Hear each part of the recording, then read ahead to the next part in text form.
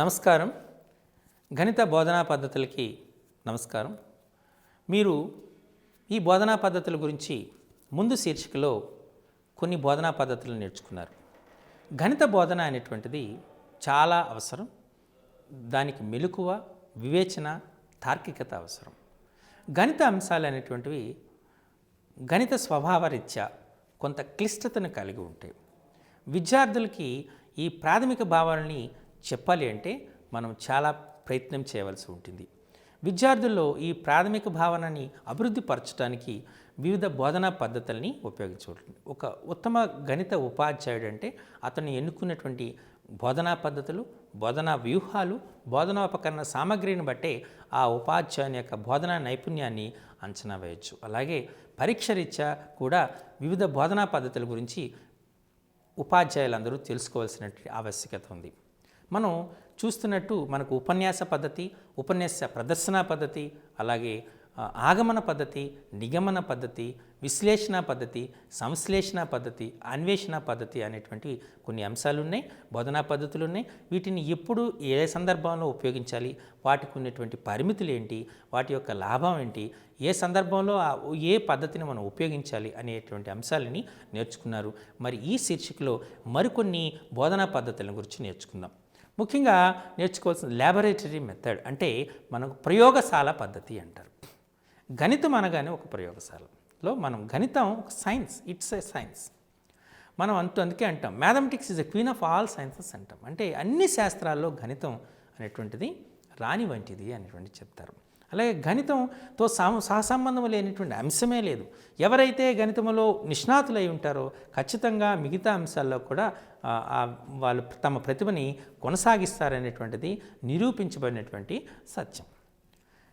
గణితం అనేటువంటిది కేవలము అంకెలు, సంఖ్యలు, వాటి యొక్క ధర్మాల మీదే ఆధారపడలేదు. నిత్య జీవితంలో ఎంతో అన్వయం కలిగినటువంటి శాస్త్రం కూడా. ఈ గణితాన్ని మనం చేయటం ద్వారా కూడా నేర్చుకోవాలి. లెర్నింగ్ బై డూయింగ్ అంటే చేయటం ద్వారా గణితాన్ని నేర్చుకోవాలి. ఇది చాలా ముఖ్యమైనటువంటి అంశం. గణిత ప్రయోగశాల అనేటువంటిది, గణిత ప్రయోగశాలలో విద్యార్థి అనేటువంటి చాలా కృత్యాలని ప్రదర్శించవలసి ఉంటుంది. కొన్ని అంశాలని పరిశీలించి దానికి నిర్ధారణ రావాల్సి ఉంటుంది. ఘనపరిమాణానికి, సామర్థ్యానికి మధ్య సంబంధం ఏంటి, అంతేనా? అలాగే చుట్టుకొలతకు, వైశాల్యానికి మధ్య సంబంధం ఏంటి, అలానే సమృద్ధ పటానికి, వివృత పటానికి మధ్య సంబంధం ఏంటి, ద్విమితీయ చిత్రానికి, త్రిమితీయ చిత్రానికి మధ్య సంబంధం ఏంటి, ద్విమితీయ చిత్రాన్ని త్రిమితీయ చిత్రంగా ఎలా మార్చవచ్చు, త్రిమితీయ చిత్రాన్ని ద్విమితీయ చిత్రంగా ఎలా మార్చవచ్చు, వివిధ కోణాల్లో త్రిమితీయ చిత్రం ఏ విధంగా ఉంటుంది అని ఇటువంటి అంశాలని మనం బోధించాలి అంటే ఖచ్చితంగా గణిత ప్రయోగశాల అనేటువంటి అవసరం. ఈ ప్రయోగశాలని మనం చూస్తూ ఉంటాం. మనం ఒక క్యూబ్ని తీసుకున్నాం, ఒక ఘనాన్ని మనం పూర్తిగా మనం ద్విమితీయంగా మార్చేటప్పుడు చాలా ముఖాలు వస్తాయి. ఎన్ని ముఖాలు వస్తాయి, ఆ ముఖాలను ఏ విధంగా మలిస్తే మనకు ఘనం ఏర్పడుతూ ఉంటుంది. అలాగే మనం తీసుకున్నప్పుడు ఫర్ ఎగ్జాంపుల్ ఒక వృత్తం తీసుకున్నాం. ఆ వృత్తాన్నిలో ఒక సెక్టర్ని తీసుకున్నాం. ఆ సెక్టర్ని మనం మలిచాం, అది ఒక శంకువుగా మారుతూ ఉంటుంది. ఇలా ఒక శంకువుని మనం శంకువు అనేది త్రిమితీయం. దాన్ని ద్విమితీయంగా మార్చేటప్పుడు ఏ ద్విమితీయ ఆకృతులు వస్తాయి, మనకు సెక్టర్ వస్తుంది, అలాగనే వృత్తం వస్తుంది. చూసారా? ఇటువంటి అంశాలని మనం బోధన చేయాలంటే ఖచ్చితంగా గణిత ప్రయోగశాల అనేది అవసరం. మనం కొన్ని కృత్యాలను కూడా పాఠ్యపుస్తకంలో ఇవ్వడం జరిగింది. అంటే ఒక వృత్తం యొక్క వైశాల్యం ఎలా కనుక్కోవాలి అంటే మనం ఒక థ్రెడ్ మందముగా ఉన్నటువంటి ఒక దారాన్ని తీసుకుని ఒక కొనను అంటించి దాన్ని ఏకకేంద్ర వృత్తంగా మలచి నిలువుగా కట్ చేసి వచ్చినటువంటి దారపు ముక్కలని మనం పేరిస్తే ఒక సమద్విబాహు త్రిభుజం ఏర్పడుతుంది. ఆ సమద్విబాహు త్రిభుజం యొక్క చివరి లేదా భూమి ఆ వృత్తం యొక్క పరిధికి సమానం ఉంటుంది. అంటే వృత్త పరిధి 2πr అవుతుంది. అలాగే ఈ ఎత్తు, ఆ సమద్విబాహు త్రిభుజం యొక్క ఎత్తు మనం ఎక్కడ ఏర్పడుతుంది, అవన్నీ ఏ ముక్కలను చేసుకున్నాం అంటే మనం నిలువుగా కట్ చేయడం వల్ల వచ్చిన అంటే ఆర్ అనేటువంటి వ్యాసార్థానికి సమానం, ఎత్తు ఆర్తో సమానం. అంటే త్రిభుజ వైశాల్యం మనకు తెలుసు కాబట్టి ఆఫ్ భూమి ఇంటూ ఎత్తు అంటే అని వేసుకున్నప్పుడు ఆఫ్ భూమి అంటే 2πr, ఎత్తు అంటే r అంటే πr², వృత్త వైశాల్య సూత్రం వచ్చింది. ఇది కేవలం ఇప్పుడు నోటితో మీకు చెప్పాను. నోటితో చెప్పటం వల్ల మీకు ఆ భావన అర్థమవుతుంది అనేటువంటి నేను భావించాను. అదే ప్రయోగశాలలో దాన్ని ప్రదర్శించామనుకోండి, ఖచ్చితంగా విద్యార్థి సులభంగా అర్థం చేసుకోవడానికి ఆస్కారం ఉంటుంది. ఇందుచేత విద్యార్థి వాటిని చేస్తాడు కాబట్టి హ్యాండ్స్ ఆన్ ఎక్స్పీరియన్స్ వస్తుంది, కాబట్టి స్వయంగా పాల్గొంటాడు కాబట్టి అక్కడ స్వీయ పఠనము జరిగి పరిశీలన జరిగి ఆ తార్కిక క్రమం అర్థం చేసుకుని విద్యార్థి సులభంగా అర్థం చేసుకోగలుగుతాడు. ఈ ల్యాబొరేటరీలో ఉండవలసిన అంశాలంటే గణిత ల్యాబొరేటరీలో ఏమేమి ఉండాలి? స్కేల్ ఉండాలి, అంతేనా? టేప్ ఉండాలి, తునికరాలు ఉండాలి, కొలమానాలు ఉండాలి, అలానే మనకు జియో బోర్డు ఉండాలి, అంటే వృత్తాకారంగా ఉండాలి. అలానే మనం తీసుకున్నప్పుడు వృత్తాకారంగా ఉన్నది, అలాగే దీర్ఘచతురస్రాకారంగా ఉండాలి, గ్రాఫ్ బోర్డ్స్ ఉండాలి, జామెట్రీ బాక్స్ ఉండాలి, ఐసోమెట్రిక్ డాట్ పేపర్స్ ఉండాలి. ఇలా మనం కొన్ని కత్తెరలు ఉండాలి, పిన్స్ ఉండాలి. ఇవన్నీ కూడా మనం గణిత ల్యాబొరేటరీలో ఉండాలి.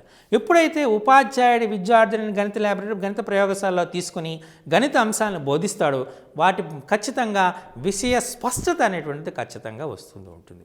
ఇందులో ఈ గణిత ప్రయోగశాలలో విద్యార్థి స్వయంగా కానీ లేక బృందంలో కానీ, అంటే వ్యక్తిగతంగా కానీ బృందంలో కానీ పాల్గొని కృత్య ఆధారిత బోధన అనేటువంటిది అక్కడ జరుగుతూ ఉంటుంది. ఎప్పుడైతే కృత్య ఆధారిత బోధన జరుగుతుందో అది శిశుకేంద్రీయంగా మారిపోతుంది.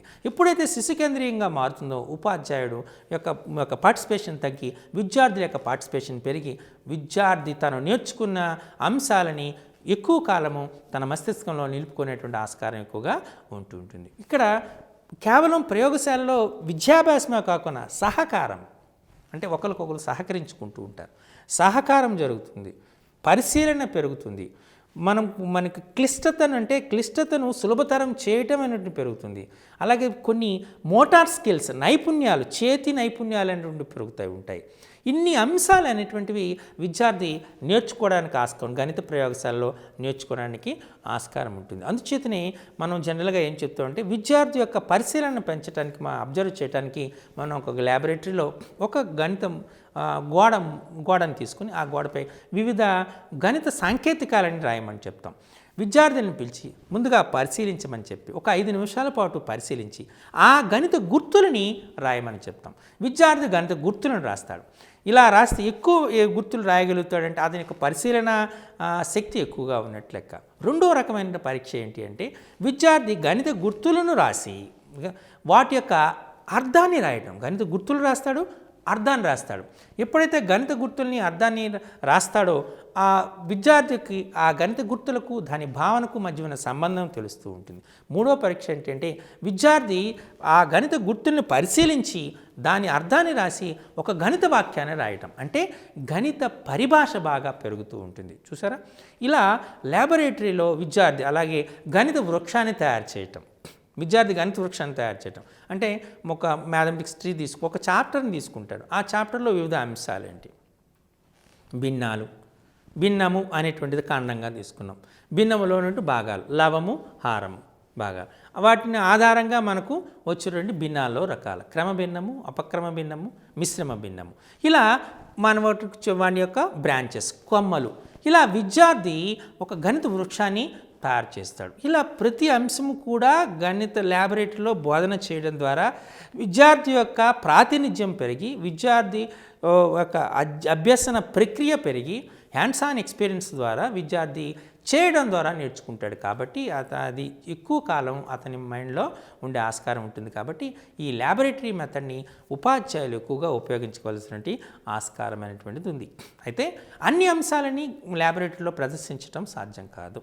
కొన్నిటిని ప్రదర్శించవచ్చు, కొన్నిటిని ప్రదర్శించలేకపోవచ్చు. ఈ విషయాన్ని ఉపాధ్యాయుడు గుర్తిరగలి. ఏ అంశాలైతే గణిత ప్రయోగశాలలో బోధనకు సాధ్యమవుతుందో ఆ అంశాలన్నింటినీ గణిత ప్రయోగశాలని బోధించటం అనేటువంటిది ఉత్తమమైనటువంటిది. కాబట్టి ఉపాధ్యాయుడు ఈ ల్యాబొరేటరీ మెథడ్ని ఎక్కువగా ఉపయోగించాలి. అంటే ఈ గణిత ప్రయోగశాల పద్ధతిని ఎక్కువగా ఉపయోగించడం చేయాలి. విద్యార్థులు కూడా నేరుగా దానిలో పార్టిసిపేట్ చేస్తారు. కాబట్టి ఖచ్చితంగా ఉపయుక్తమైనటువంటి బోధనా పద్ధతి, ముఖ్యంగా ప్రాథమిక స్థాయిలో ఈ గణిత బోధనా పద్ధతి అనేటువంటిది చాలా ఉపయుక్తదాయకంగా ఉంటుంది అనేటువంటి చెప్పచ్చు. ఓకే, మరి మరొక పద్ధతిని మనం చూస్తే దీన్ని ప్రాజెక్ట్ మెథడ్ అంటారు. అంటే ఇక్కడ ఏం చేస్తామంటే దీన్ని యాక్చువల్గా ఇది ప్రాగ్మాటిక్ వాదం అనేటువంటి అంటారు. దీన్ని జాన్ డ్యూయీ అనేటువంటి ఒక గణిత శాస్త్రవేత్త దీన్ని ఉపయోగించడం జరిగింది. ఇది చాలా ఇంపార్టెంట్ ప్రశ్న. ప్రాజెక్ట్ మెథడ్లో మనకు ప్రాజెక్ట్ మెథడ్ ఏ వాదానికి సంబంధించినటువంటి దాని ప్రశ్న వస్తుంది. దీన్ని ప్రాగ్మాటిక్ మెథడ్ అంటారు. అలాగే దీన్ని ఎవరు ప్రతిపాదించారు అంటే జాన్ డ్యూయీ అనేటువంటి శాస్త్రవేత్త, ఒక గణిత శాస్త్రవేత్త ఉపయోగించడం జరిగింది. ఇవి 2 ప్రశ్నలు వచ్చే ఆస్కారం ఉంటుంది కాబట్టి దీన్ని మీరు జాగ్రత్తగా పరిశీలించబడుతుంది. ఏ వాదము, ప్రాగ్మాటిక్ వాదము ఎవరు ఉపయోగించారు? John Dewey. ఈ 2 కూడా మనం బిట్స్ వచ్చే ఆస్కారం ఉంటుంది కాబట్టి జాగ్రత్తగా పరిశీలించండి. మరి ఇందులో కొన్ని స్టెప్స్ ఉంటాయి, అంటే బోధన అంటే పద్ధతుల్లో ఉన్నటువంటి దశలు ఉంటాయి. ఈ ప్రాజెక్ట్ మెథడ్ ఏంటంటే ముందుగా ఒక సందర్భాన్ని మనం ఇవ్వాలి. ఆ సందర్భానికి ఎందుకు ఆ సందర్భం ఆ సందర్భానికి సంబంధించిన అంశాన్ని, అంటే ఈ సందర్భంలో మనం ఏ విధంగా చేయాలి. ఉదాహరణకి మీకు ఒక అంశం తీసుకున్నాం. నేను ఇంతకుముందు చెప్పినట్టు విద్యార్థి తన యొక్క ఇంటిలో ఉన్నటువంటి ఖర్చుల చిట్టాని మనం దాన్ని చేయాలి. ఆదాయం ఎంత, అంటే సంపాదన ఎంత, ఖర్చు ఎంత, పొదుపు ఎంత, ఏ అంశాలకు ఖర్చు ఎక్కువ ఇచ్చాడు. ఇందులో మీ ప్రాజెక్ట్ ద్వారా మనం చేస్తున్నది ఏంటి అంటే ఏ అంశానికి ఎక్కువగా ఖర్చు చేస్తున్నారంటే చూడండి. ఇప్పుడు ఈ ప్రాజెక్ట్ సింపుల్ ప్రాజెక్టే, కానీ కొన్ని సందర్భాల్లో ఇప్పుడు ప్రస్తుతం ఇదో ప్రాజెక్ట్ని తీసుకుంటే ఒక సర్వేలో ఏమొచ్చిందంటే ప్రస్తుత కాలంలో మనము ఎక్కువగా అందరూ కూడా సామాన్య అంటే ఎక్కువగా మధ్యతరగతి వర్గీయులు తన సంపాదనలో సుమారు 60% సంపాదన విద్యార్థి అంటే తన పిల్లల యొక్క చదువుల కోసం కేటాయిస్తున్నారు. ఇది చివరిగా వచ్చిన ఫలితం. దేనికోసం ఎక్కువగా ఖర్చు చేస్తున్నారు? బట్టల కోసమా, తిండి కోసమా, లేక వ్యవహారికంగా అంటే బయటికి వెళ్ళి తిరగటం కోసమా, అంటే విహారయాత్రల కోసమా అంటూ కొన్ని అంశాలను ఇస్తే మనం జాగ్రత్తగా పరిశీలిస్తే పై మధ్యతరగతి ఉన్నటువంటి వ్యక్తులు సంబంధించిన వాళ్ళు తమ పిల్లల విద్యాభ్యాసం కోసం ఎక్కువగా ఖర్చు చేస్తున్నారు ఒక అంశం అనేటువంటిది వచ్చింది. అంటే దీనివల్ల ఇది తెలిసిన అంశం ఏంటి అంటే మనం దేనికి ప్రాధాన్యత ఇస్తున్నాం అనేటువంటిది తెలుసుకోవడానికి ఫలితం అనేటువంటిది మనకు ఎక్కువగా ఉంటుంది. ఇప్పుడు మనం ఫర్ ఎగ్జాంపుల్ మనం చూసుకుంటూ ఉంటాం. ఈ ప్రజెంట్ తీసుకునేటువంటిది ఏ అంశాన్ని మనం ఇస్తున్నాం. ఒకప్పుడు ఈ కంప్యూటర్ భూమి ఉండేటప్పుడు ప్రతి వాళ్ళు కూడా కంప్యూటర్ చదవడానికి ఎక్కువగా ప్రాధాన్యత ఇస్తారు. ప్రస్తుతం కూడా ప్రాధాన్యత ఇస్తున్నారు. ఇప్పుడు టీచర్ పోస్టులకు కూడా ఎక్కువగా ప్రాధాన్యత ఇస్తుంది. దానికి గల కారణాలు ఏంటి? ఇటువంటి అంశాలను చేయడానికి. అలాగే మనం తీసుకున్న ప్రాథమిక స్థాయిలో మనం తీసుకున్నప్పుడు ఎంత ఆదాయం ఉంది, ఎంత సంపాదన ఉంది, ఎంత ఖర్చు పెడుతున్నారు, ఎంత నిల్వ చేస్తున్నారు, ఈ అంశాలన్నింటినీ మనం విశ్లేషణ చేసి దానికి ఒక వృత్త చిత్రం పై డయాగ్రామ్ గీయడం అనేటువంటి ఒక ప్రాజెక్ట్ ఇచ్చాం. విద్యార్థి వాటిని గీసుకుంటాడు. ఒక్కొక్క దానికి ఆదాయం ఎంత, ఖర్చు ఎంత, అంటే ఖర్చు బై ఆదాయం వేస్తే ఒక భిన్నం వస్తుంది. ఆ భిన్నానికి సంబంధించినటువంటి సెక్టర్ గీయటం. అలాగే ఎంత పొదుపు చేశాడు దానికి సంబంధించిన భిన్నం గీయటం. ఇలా వివిధ అంశాలను తీసుకుని ఆ వివిధ అంశాలని ప్రాతినిధ్యపరిచే భిన్నాలను తయారు చేస్తాడు.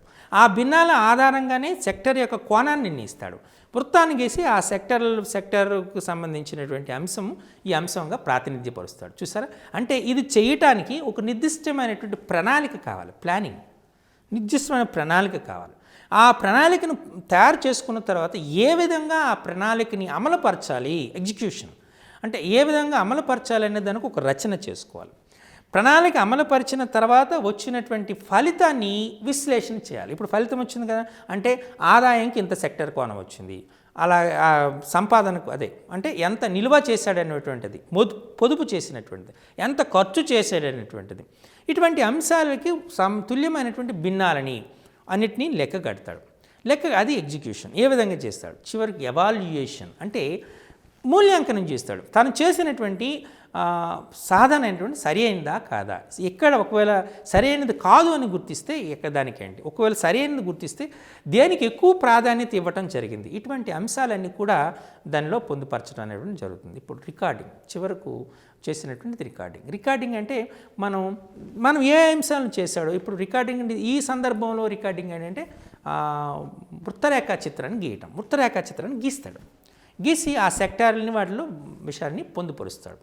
ఈ రకంగా ముందుగా ఏం చేయాలి, సందర్భాన్ని ఎన్నిక చేయాలి, ఆ సందర్భానికి కావలసినటువంటి పరిస్థితులను గుర్తించాలి, ఆ పరిస్థితుల ఆధారంగా దాన్ని సాధన చేయటానికి ఒక నిర్దిష్టమైనటువంటి ప్రణాళికను తయారు చేసుకోవాలి, ఆ ప్రణాళికను అమలుపరచడానికి కావలసినటువంటి చర్యలను తీసుకోవాలి, అమలుపరిచిన తర్వాత దాని యొక్క ఫలితాన్ని మూల్యాంకనం చేయాలి, ఇలా వచ్చినటువంటి ఫలితాన్ని మనం రికార్డ్ చేయాలి. అంటే మనం దాన్ని సరి అయినటువంటి పద్ధతిలో రికార్డ్ చేయటువంటి అవసరం. అయితే ఈ పద్ధతి అనేటువంటిది ముఖ్యంగా ప్రాథమిక స్థాయిలో ఈ ప్రాజెక్ట్ మెథడ్ అనేటువంటిది కొద్దిగా కష్టతరమైన పద్ధతి అయినప్పటికీ మనం ప్రజెంట్ ఉపయోగిస్తున్నటువంటి కంటిన్యూస్ కాంప్రహెన్సివ్ ఎవాల్యుయేషన్ అనేటువంటి ఈ నిరంతర మూల్యాంకనంలో మనం ఈ ప్రాజెక్ట్స్ అనేటువంటిది అన్ని తరగతులకి ఇవ్వడం జరిగింది. విద్యార్థి ఆ ప్రాజెక్ట్స్ని చేయవలసి ఉంటుంది. అలాగే మనం 4 ఫార్మేటివ్ అసెస్మెంట్స్ని పెట్టుకుంటున్నాం. ఈ ప్రతి ఫార్మేటివ్ అసెస్మెంట్లో ఒక్కొక్క ఫార్మేటివ్ అసెస్మెంట్లో ఒక ప్రాజెక్ట్ అనేటువంటి విద్యార్థి చేయవలసి ఉంటుంది. 4 ప్రాజెక్టుల ఫలితంగా చేయవలసి ఉంటుంది. 7 సబ్జెక్టులు ఉన్నాయి కాబట్టి 7 4 28. ఇది నేను చెప్తున్నది 6th 7th క్లాస్ పిల్లలకి. అదే 5th class first second third fourth పిల్లలు తీసుకుంటే వాళ్ళకు గణితం ఉంటుంది, పరిసరాల విజ్ఞాన శాస్త్రం ఉంటుంది, అలాగే తెలుగు ఉంటుంది, ఇంగ్లీష్ ఉంటుంది. కాబట్టి 4 సబ్జెక్టులు ఉంటాయి కాబట్టి 4 4 16 ప్రాజెక్ట్స్ అనేటువంటి విద్యార్థి చేయటం జరుగుతుంది. అయితే ఈ ప్రాజెక్ట్ చేయటం వల్ల వచ్చినటువంటి ఫలితం ఏంటి అంటే ఇట్స్ సైకలాజికల్ మెథడ్. ఇది మానసిక సంబంధించినటువంటి మెథడ్. అంటే విద్యార్థుల్లో తాను సాధించానటువంటి భావన కలుగుతుంది. ఒకటి సమన్వయం కలుగుతుంది. విద్యార్థి తన తోటి విద్యార్థులతో చర్చిస్తాడు, సమాచారాన్ని సేకరిస్తాడు, విశ్లేషణ చేస్తాడు. అంటే ఇక్కడ జరుగుతున్నాయంటే సహాయం, సమన్వయము, సహకారము, అలాగే ప్రాతినిధ్యము, ఇటువంటి అంశాలనేటువంటిది విద్యార్థుల్లో పెంపొందుతాయి. కాబట్టి ఖచ్చితంగా ఈ ప్రాజెక్ట్ మెథడ్ అనేటువంటిది చాలా ఉపయోగదాయకమైనటువంటి మెథడ్. కాబట్టి ప్రాజెక్ట్ని వన్ ఆఫ్ ద టూల్గా మనం ఈ ఫార్మేటివ్ అసెస్మెంట్లో ఉపయోగించడం అనేటువంటిది జరిగింది. అంటే ముందుగా చిన్న తరగతుల్లో సమాచార సేకరణే ఉంటుంది. సమాచార సేకరణ, ఆ సేకరించిన అంశాలని వాళ్ళు పొందుపరుస్తూ ఉంటారు. దాన్ని వివిధ పండుగలు, మనం మామూలుగా చెప్పుకుంటే గణితం తీసుకుంటే వివిధ సంఖ్యలు అందాం, గణితం కదా, వివిధ సంఖ్యలు తీసుకుందాం. సంఖ్యలు తీసుకుంటాడు, ఆ సంఖ్యలను సేకరిస్తాడు. ఏ సంఖ్యలు సేకరిస్తాడు? సంఖ్యలు అంటే సరి సంఖ్యలు, బేసి సంఖ్యలు, ప్రధాన సంఖ్యలు, సంయుక్త సంఖ్యలు, అంతేనా? ఇలా పరిపూర్ణ సంఖ్యలు, ఇలా సంఖ్యలన్నీ సేకరిస్తాడు. ఆ సంఖ్యల మధ్య సమన్వయం చూస్తాడు. అంటే 2 అనేటువంటిది సంఖ్య అవుతుంది, ప్రధాన సంఖ్య. కాబట్టి 2 సరిప్రధాన సంఖ్య అంటుంది. 1 తీసుకున్నాడు అనుకోండి, అది సంయుక్త సంఖ్య కాదు, ప్రధాన సంఖ్య కాదు అనేటువంటి చెప్పడం జరుగుతుంది.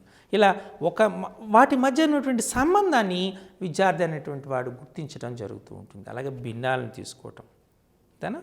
భిన్నాలను తీసుకోవడం, అనుపాతాలు తీసుకోవడం, నిష్పత్తులు తీసుకోవడం, ఇలా విద్యార్థికి వాటిపైన పరిపూర్ణమైనటువంటి అవగాహన అనేటువంటిది ఏర్పడటానికి ఈ ప్రాజెక్ట్ మెథడ్ అనేటువంటిది ఎంతగానో ఉపయోగపడుతుంది. చాలా సైంటిఫిక్ మెథడ్, ఇది చాలా శాస్త్రీయమైనటువంటి పద్ధతి అనేటువంటిది మనం చెప్పచ్చు. అలాగే వైయక్తిక భేదాలను గుర్తించడానికి ఆధారంగా ఉంటుంది. అంటే వైయక్తిక భేదాలు అంటే మనం ప్రాజెక్ట్ని అందరికీ ఒకే రకమైన ప్రాజెక్ట్ని ఇవ్వకూడదు. అంటే విద్యార్థుల యొక్క అవగాహన సామర్థ్యం, అలాగే సాధనా సామర్థ్యం, ఆ విద్యార్థి ఎంతవరకు చేయగలుగుతాడనేటువంటిది గుర్తించి తదనుగుణంగా విద్యార్థికి మనం ప్రాజెక్ట్స్ ఇవ్వవలసి ఉంటుంది. తద్వారా విద్యార్థి తన నైపుణ్యాన్ని ప్రదర్శించే ఆస్కారం ఉంటుంది. కొంతమంది మోడల్స్ తయారు చేస్తారు. ఇప్పుడు చిన్న అగ్గిపెట్టెలను ఉపయోగించి వివిధ రకాల త్రిమితీయ వస్తువులను తయారు చేస్తారు.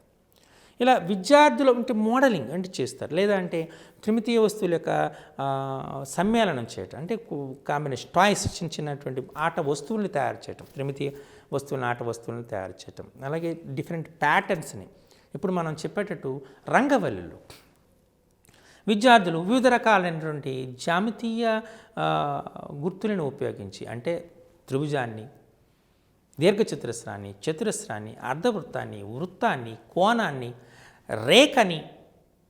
రేఖాఖండాన్ని, ఇలా వివిధ రకాలైనటువంటి గుర్తులని, జ్యామితీయ గుర్తులని ఉపయోగించి, సంఖ్యలని, అంకెలని ఉపయోగించి కూడా ఈ రంగవల్లుల్ని చేయడం జరుగుతుంది. అలాగే పరిశీలించడం కూడా జరుగుతుంది. ఇప్పుడు మనం ఒక పార్కుకు వెళ్ళామనుకోండి, ఆ పార్కులో టైల్స్ అనేటువంటి వివిధ రకాలైనటువంటి జామితీయ ఆకృతుల్లో మనం చేయటం, అమర్చడం అనేటువంటి మనం గమనిస్తూ ఉంటాం. కాబట్టి వీటన్నిటినీ ఒక ప్రాజెక్టుగా మనం విద్యార్థికి ఎప్పుడు ఇస్తాం? విద్యార్థి పరిశీలనా శక్తి పెరుగుతుంది, గ్రహణ సామర్థ్యాన్ని పెరుగుతుంది, అవగాహన సామర్థ్యం పెరుగుతుంది, సమన్వయ సామర్థ్యం పెరుగుతుంది.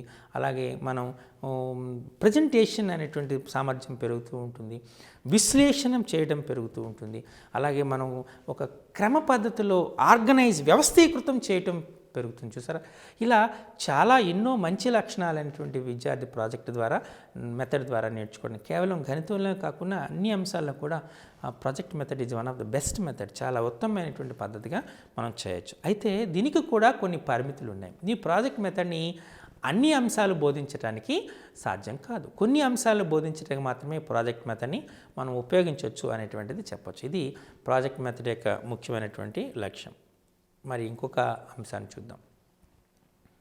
ప్రాబ్లమ్ సాల్వింగ్ మెథడ్ అంటారు. అంటే సమస్యా సాధన పద్ధతి. ఈ సమస్యా సాధన పద్ధతిలో మనం చెప్పాలంటే ఒక సమస్య ఇచ్చాం, ఆ సమస్యని సాధించుకున్నాం. సమస్యను సాధించేటప్పుడు దాన్ని ముందుగా ఏం చేయాలి? విశ్లేషణ చేయాలి. సమస్య ఏమిటి, సమస్యకు గల కారణాలు ఏమిటి, ఫలితం ఏ విధంగా కనుక్కోవాలి, ఫలితం కనుక్కోవడానికి ఏ అంశాలని మనం పరిశీలించాలి. ఇలా మనకు సాధారణమైన సమస్య. అదే గణిత సమస్య తీసుకున్నాం అనుకోండి, ఇచ్చిన అంశం ఏంటి, ఆ ఏ అంశాలు మనం పరిశీలించాలి, ఏ సూత్రాన్ని ఉపయోగించాలి, ఏ నిరూపిత అంశాల వాక్యాలను ఉపయోగించాలి, అంటే నిరూపిత సత్యాలు అంటే మనం ఏ ప్రవచనాలను ఉపయోగించాలి, ఇవన్నీ కూడా విశ్లేషణ చేయడానికి ఈ ప్రాబ్లమ్ సాల్వింగ్ మెథడ్ అనేటువంటిది అవసరం. అలాగే సిమెట్రిక్ మెథడ్, సరిపోల్చడం. అంటే ఒక అంశం దీని విలువ ఎలా ఉంది, ఇప్పుడు నేను ఫర్ ఎగ్జాంపుల్ చెప్పాను, 1 నుంచి 10 వరకు అంకెల మొత్తము 55. కాబట్టి 1 నుంచి 100 వరకు కనుక 5500 అని చెప్తాను. అంటే ఇక్కడ ఏం చూస్తున్నాం, 100 + 1/2 అంటే 101ని 50తో గుణించాలి. అంటే ఇక్కడ ఏమొస్తుంది, 5050. చూసారా, అంటే ఇక్కడ మనం పరిశీలన చేస్తున్నాం. పరిశీలన చేస్తూ ఉంటే 1 - 1/2 × 1 - 1/3 × 1 - 1/4 and so on up to 1 - 1/100. What is the answer? 1/100 అని చెప్పవచ్చు. ఎందుకు? 1 - 1/2 అంటే 1/2 వస్తుంది, 1 - 1/3 అంటే 2/3, 3/4, 4/5, 5/6 ఇలా వేస్తే అన్నీ కొట్టుకుపోతాయి. చివరికి మిగిలింది 1, లవములో 1, హారములో 100 మిగులుతుంది. కాబట్టి ఆన్సర్ 1/100. చూసారా, అంటే ఇలా ఇచ్చామనుకోండి ఖచ్చితంగా అప్పుడు అదే ఇది ముందు చెప్పాం. దాన్ని మనం అలాగే 1 - 1/2 × 1 - 1/3 × 1 - 1/2017 అన్నాను. ఇది ఏంటి దీని ఆన్సర్ అని పిల్లవాడు డైరెక్ట్గా 1/2017 అంటే 1/2017 అని చెప్పేస్తాడు. అంటే దీనికి కారణం ఏంటి? ముందు సమస్యని పరిశీలించాడు. ఈ ముందు సమస్యనితో పరిశీలించడం వల్ల ఆ ముందు సమస్యకు పోలి ఉన్నటువంటిది కాబట్టి, సారూప్యత కలిగినటువంటి సమస్య కాబట్టి దాని ఆన్సర్ని సులభంగా చెప్పడం జరిగింది. అంటే ఒక సమస్యని ఇంకొక సమస్యతో పోలుస్తాడు, దాంతో మనకు చెప్పటం సులభం అయిపోతుంది. అలాగే రిలేషన్ మెథడ్ సంబంధాన్ని ఏర్పరుస్తుంది. అంటే వివిధ సమస్యల మధ్య, సాధన విధానాల మధ్య ఇది ఒక నిర్దిష్టమైనటువంటి సంబంధాన్ని ఏర్పరిచేటువంటి ఆస్కారం ఉంటుంది. ఈ రకంగా ఉన్నాయి మనం జనరల్గా చూస్తూ ఉన్నాం. ఇప్పుడు 3, 4, 5 తీసుకున్నాం. 3² + 4² = 5². ఇది ఒక పైథాగరన్ ట్రిప్లెట్, పైథాగరన్ త్రికం. 5, 12, 13 ఇదొక పైథాగరన్ త్రికం. అంటే మనం అక్కడ పోల్చి చూసామనుకోండి, అందులో చూస్తే ఏ పైథాగరన్ త్రికంలో చూసినా కనీసము 1 సరి సంఖ్య అవుతుంది. అక్కడ పోల్చటం, ఏ పైథాగరన్ అక్కడ పోల్చడం, అక్కడ చూస్తేనే ఏమొస్తుంది అంటే రిలేషన్, వాటి మధ్య ఉన్నటువంటి సంబంధాన్ని మనకు చెప్పడం. కసాగు గసాబా తీసుకున్నాం. కసాగును చూస్తే మనం కసాగును కడుతున్నప్పుడు వచ్చినటువంటి విలువ, గసాబాను కట్టిన విలువను చూస్తే గసాబా అనేటువంటి కసాగుకి కారణాంకం అవుతుంది. ఇది అంశం. ఇంకొక సంబంధం ఏంటి? కసాగు గసాబా లబ్ధం ఆ 2 సంఖ్యల లబ్ధానికి సమానం అవుతుంది. ఇలా మనము వివిధ అంశాల మధ్య అయినటువంటి సంబంధాన్ని గుర్తించడానికి ఈ ప్రాబ్లమ్ సాల్వింగ్ మెథడ్ అనేటువంటిది చాలా అవసరం. అలాగే మనం గ్రాఫ్ ద్వారా సూచించవచ్చు. ముఖ్యంగా ఈ సంబంధాలన్నింటినీ గ్రాఫ్ ద్వారా సూచించడం. మనం అనులోమానుపాతం అంటాం. ఒక రాశి పెరిగితే ఇంకొక రాశి పెరుగుతుంది, ఒక రాశి తగ్గితే ఇంకొక రాశి తగ్గుతుంది. అంటే అది ఏమవుతుంది, 0 నుంచి మూల బిందువు నుండి నేరుగా పోయే రేఖను సూచిస్తుంది. ఇలా మనం గ్రాఫికల్ రిప్రజెంటేషన్ చేయొచ్చు. ఇప్పుడు అక్రమాకార వస్తువు యొక్క ఏదైనా అక్రమాకార పటం ఉంది, ఆ అక్రమాకార పటం యొక్క వైశాల్యాన్ని కనుక్కోవటం. అంటే మనం ఏం చేస్తాం, దాన్ని ఒక గ్రాఫ్పై గీస్తాం. పరిపూర్ణమైనటువంటి చదరాలను తీసుకుంటాం, దానికి ఒక స్క్వేర్ సెంటీమీటర్గా తీసుకుంటాం. సగము కంటే ఎక్కువ ఉన్న దాన్ని కూడా ఒక స్క్వేర్ సెంటీమీటర్గానే తీసుకుంటాం. సగము కంటే తక్కువ అని లెక్క పెట్టుకోవచ్చు. ఇప్పుడు మనం ఆ చదరాలను లెక్క పెడతాం. ఎన్ని చదరాలు వచ్చాయో దాని యొక్క వైశాల్యాన్ని మనం కనుక్కోవచ్చు. అంటే ఇప్పుడు మనకి ఏమి వస్తుంది, అక్రమాకార వస్తువు యొక్క వైశాల్యం కనుక్కోవడానికి ఈ గ్రాఫికల్ మెథడ్ ఉపయోగపడుతుంది. అంతేనా లేదా? ఉపయోగపడుతుంది. అది సాధారణంగా కట్టాలంటే చాలా క్లిష్టతరమైన సమస్య. ఇది దీని యొక్క ఈ ప్రాబ్లమ్ సాల్వింగ్ యొక్క ఉత్కృష్టమైనటువంటి లక్షణాలు. ఇది ఒక విశ్లేషణ పద్ధతి, అలాగే సారూప్యతమైనటువంటి పద్ధతి, సంబంధాన్ని ఏర్పరిచే పద్ధతి, గ్రాఫికల్ మెథడ్ అని కూడా చెప్పచ్చు. మరి అసలు ప్రాబ్లమ్ సాల్వింగ్ అంటే సమస్యా సాధనలో ఉన్నటువంటి స్టెప్స్ ఏమిటి, ఈ సమస్యా సాధనకు ఉన్నటువంటి స్టెప్స్ ఏంటి అని ముందు చూద్దాం. ముందు సమస్యని నిర్వచించాలి, అది చాలా ఇంపార్టెంట్. సమస్య ఏంటి చెప్పాలి. ఫస్ట్ సమస్యని గుర్తించాలి, గుర్తించిన తర్వాత సమస్యని నిర్వచించాలి. ఆ నిర్వచించిన సమస్య కోసము కావలసిన సమాచారాన్ని సేకరించాలి. సేకరించినటువంటి సమాచారాన్ని ఒక నిర్దిష్ట క్రమంలో తార్కికమైనటువంటి వివేచన ఆలోచనతో వ్యవస్థీకృతం చేయాలి. ఎప్పుడైతే వ్యవస్థీకృతం చేశామో ఆ వ్యవస్థీకృతం చేసినటువంటి సమస్య సాధనకు అవసరమైనటువంటి పద్ధతిని, అంటే సూత్రాన్ని కానీ పద్ధతిని కానీ ఎన్నుకోవాలి. ఎన్నుకున్న తర్వాత చివరకు సమాధానాన్ని రాబట్టాలి. ఇది సమస్యా సాధనలో ఉన్నటువంటి స్టెప్స్. ఇది చాలా అవసరం. మనం ఉదాహరణ చేసినాం, ప్లస్ మైనస్ అనేటువంటిది ఇచ్చాం. కొన్ని భిన్నాలను తీసుకున్నాం, కొన్ని భిన్నాలు తీసుకొని ఆ భిన్నాల యొక్క కూడిక తీసివేత ఇచ్చాం, మొత్తం ఏదో ఇచ్చాం. మన సజాతి భిన్నాలన్నింటినీ మనం ఎన్నిక చేయాలి, వాటిని కలపాలి. అలాగే విజాతి భిన్నాలను కూడా చేయాలి. తర్వాత వాటి యొక్క హారాలకు కసాగు కట్టాలి. చివరకు దాని సమాధానం కనుక్కోవాలి. అంతేనా? అంటే ఇక్కడ ముందు మనం ఏం చేస్తున్నాము, ఐడెంటిఫై ద ప్రాబ్లం. అంటే ఇక్కడ ఏం చేస్తున్నాము, వివిధ రకాలైన భిన్నాల యొక్క కూడిక లేదా తీసివేత చేయాలి. ఓకే, లేదా కూడికనే చేయాలి. ముందు సమస్యను డిఫైన్ చేయాలి. అంటే విజాతి భిన్నాల యొక్క కూడిక అని డిఫైన్ చేయాలి. అలాగే సమాచారాన్ని కలెక్షన్ చేయాలి. అంటే ఏమి కలెక్ట్ చేయాలి మీరు అంటే సజాతి భిన్నాలన్నింటినీ ఒక దగ్గరికి చేర్చి మిగతా భిన్నాలని వేరే దగ్గర చేర్చాలి. ఆర్గనైజింగ్, అలా చేర్చిన వ్యవస్థీకృతం చేసిన తర్వాత మనం ఎప్పుడైతే చేసామో దానికి నిర్దిష్టమైన పద్ధతి చేయాలి. ఏం చేయాలి, సజాతి భిన్నాలు నేరుగా కలిపవచ్చు. అంతే కదా, సజాతి భిన్నాల్ని నేరుగా కలపడానికి సాధ్యం ఉంటుంది. అయిపోయింది. ఉదాహరణకి ఏదో చెప్పాం, 1/7, 2/7, 3/7 అన్నాం. 1/2, 2/7, 3 ఇవి సజాతి భిన్నాలు. కాబట్టి మనం సింపుల్గా 1 + 2 + 3 6/7 అని వేసేవచ్చు. అంతేనా? అప్పుడు విజాతి భిన్నాలను తీసుకోవాలి. ఇక్కడ మనం తీసుకోవాల్సింది విజాతి భిన్నాలు తీసుకోవాలి. ఈ విజాతి భిన్నాలని ఈ సజాతి భిన్నాలు కలపగా వచ్చినటువంటి భిన్నమని మొత్తం అన్నీ కూడా విజాతి భిన్నాలు అవుతాయి. కాబట్టి అప్పుడు మనం కసాగు ద్వారా వాటిని సూక్ష్మీకరించాలి.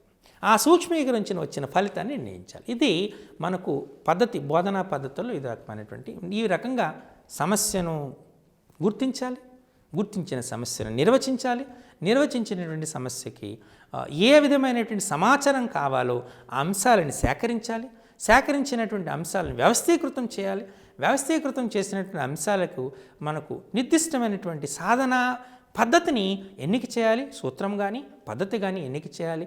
చివరకు మనం ఫలితాన్ని రాబట్టాలి. ఇది సమస్యాతా సాధనలోని ఒక అంశంగా మనం గుర్తించాలి. ఓకే, మరి మరొక పద్ధతిని మనం పరిశీలిద్దాం. Drill method. మీకు ఇప్పుడు చెప్పినట్టు ఇది ప్రాథమిక స్థాయిలో చాలా ఉత్తమమైనటువంటి మెథడ్ అని మనం చెప్పచ్చు. అంటే విద్యార్థులను వల్లె వేయించడం, నేర్చుకున్నటువంటి అంశాలని పునశ్చరణ చేయించడం ఎక్కువసార్లు. ఇప్పుడు టేబుల్స్కి అక్కడ శాస్త్రీయత లేదా వివిధ వేదిక మెథడ్ పద్ధతులు లేదా స్పీడ్ మ్యాథమెటిక్స్ మెథడ్లు, ఈ మెథడ్స్ అన్నిటికంటే విద్యార్థి వల్లి వేయటం అనేటువంటిది చాలా ఉత్తమమైనటువంటి పద్ధతిగా మనం చెప్పవచ్చు. ఇంప్రూవ్ స్కిల్స్, నైపుణ్యం పెంచుతూ ఉంటుంది. సూత్రాలని కంఠస్థ పెట్టడం, అలాగే నేర్చుకున్నటువంటి అంశం ముఖ్యంగా డెఫినిషన్స్. సరి సంఖ్య అంటే ఏమిటి, బేసి సంఖ్య అంటే ఏమిటి, ప్రధాన సంఖ్య అంటే ఏమిటి, కసాగు అంటే ఏమిటి, గసాబా అంటే ఏమిటి, నిష్పత్తి అంటే ఏమిటి, ఈ అంశాలన్నింటినీ విద్యార్థులకు అడిగి చేస్తే చాలాసార్లు పునశ్చరణ చేయటం వల్ల విద్యార్థులు సులభంగా వాటిని అవగాహన చేసుకోవడానికి, గుర్తుపెట్టుకోవడానికి, ముఖ్యంగా ఆ వాటికి సంబంధించిన జ్ఞానాన్ని పొందడానికి ఆస్కారం ఉంటుంది. కాబట్టి ముఖ్యంగా మనకు ఈ సూత్రాలని బోధించేటప్పుడు, అలాగే వివిధ పదాల అర్థాలని బోధించేటప్పుడు, అలాగే గణిత టేబుల్స్ని చెప్పేటప్పుడు ఈ డ్రిల్ మెథడ్ అనేటువంటిది చాలా ఉపయోగపడుతుంది. కానీ it should not exceed 20 minutes. అంటే 20 నిమిషాల కన్నా ఎక్కువగా ఈ డ్రిల్ మెథడ్ని వాడకూడదు. 45 నిమిషాల క్లాస్ పరిధిలో కేవలం 20 నిమిషాలు. ఎందుకంటే మొత్తం ఈ 45 నిమిషాలు కూడా ఈ డ్రిల్లింగ్కి ఇచ్చామనుకోండి, ఖచ్చితంగా విద్యార్థులు బోర్ ఫీల్ అయ్యే అవకాశం ఉంటుంది. అలాగే ఈ డ్రిల్ మెథడ్ని అన్ని అంశాలకి ఉపయోగించలేం. కొన్ని పద సమస్యలు ఉంటాయి. ఆ పద సమస్యలను మనం చేసేటప్పుడు డ్రిల్లింగ్ మెథడ్ ఉపయోగడానికి లేదు. అంటే మనం ముఖ్యంగా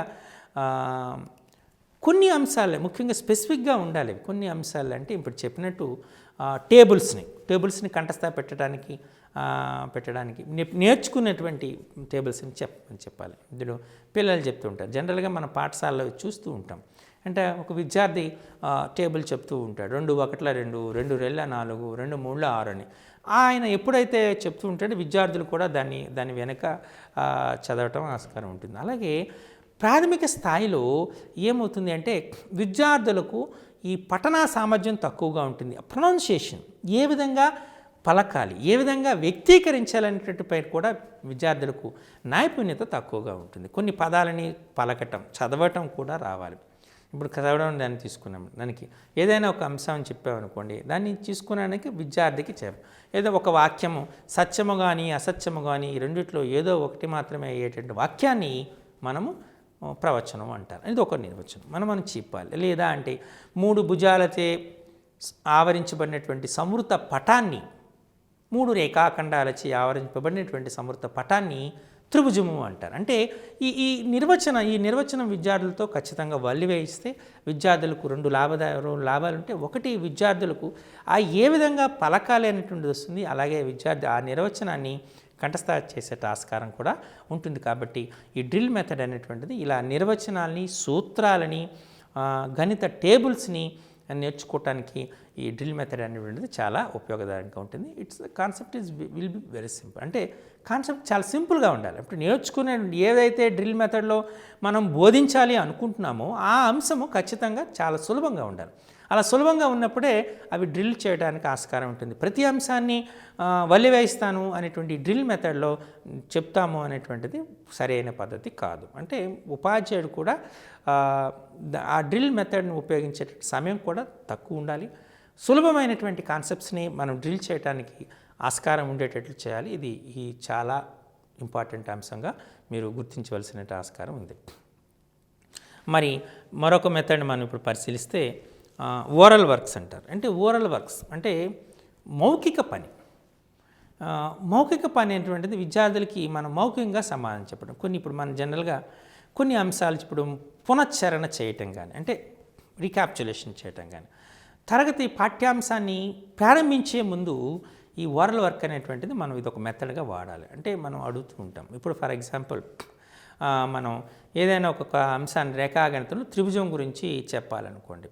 త్రిభుజం గురించి చెప్పాలనుకున్నప్పుడు రేఖాఖండం అంటే ఏంటి, భుజం అంటే ఏంటి, సమృద్ధ పటం అంటే ఏమిటి, బహుభుజ అంటే ఏంటి, ఇటువంటి కొన్ని ప్రశ్నలు అడగాలి విద్యార్థి. అసలు నిజంగా విద్యార్థికి ఆ సమృద్ధ పటం అంటే తెలుస్తుందా లేదా. అలాగే మనం త్రిభుజ వైశాల్యాలు గురించి చెప్పాలి. అసలు వైశాల్యం అంటే ఏంటి, అంతేనా, వైశాల్యానికి యూనిట్స్ ఏంటి, ఇలా కొన్ని అంశాలని మనం విద్యార్థికి అడగవలసి ఉంటుంది. అంటే ఆ మౌఖిక ప్రశ్నలు వేయవలసి ఉంటుంది. ఈ మౌఖిక ప్రశ్నల ద్వారా విద్యార్థి ఆ అంశాలను నేర్చుకునేట్టు ఆస్కారం ఉంటుంది. అంటే ఇక్కడ ఏం జరుగుతుంది, ఈ మౌఖిక ప్రశ్న అనడం వల్ల ఉపయోగం ఏంటంటే కంటికి చెవికి మధ్య ఉన్నటువంటి ఒక సహసంబంధం ఏర్పడుతూ ఉంటుంది.